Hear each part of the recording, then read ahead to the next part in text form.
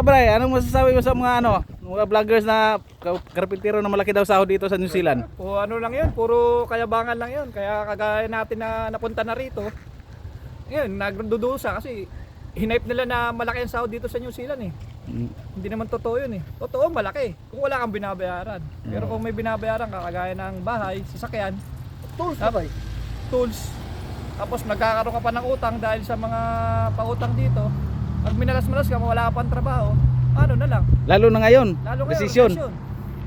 Ngayon, kagaya ngayon, mga iba, walang trabaho. Oo. Tapos Standby. nagpapadala pa rin sa siyempre kumakain pa rin tayo rito. Tapos may binabayaran pa rin Still bahay. alive pa rin kasi mayanap pa naman. Ganun pa rin. May Kaya guarantee. masabi ko lang, wag sabihin nila yung totoo. Wow. Totoong totoo.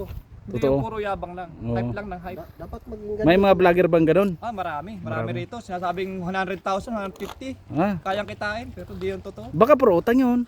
Siguro, baka kasama na yung mga panloloko nila sa ibang tao. Kaya ganun ang kinikita nila. Sige. Sige, ano pa masasabi nyo? Last. masasabi mo? Sige. Ganun man doon. Wala ka ba sa shoutout dyan sa pamilya mo? Shoutout ka pala yung mga pamilya ka dyan sa Cavite. Diyan lang kayo. Kung bahala, magpapadala pa rin tayo.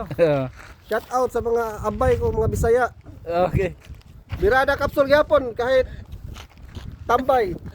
Taste lang muna. Okay. Nandito talaga nakita ang kahirapan. Tingnan nyo lang to. Mag-bless tayo.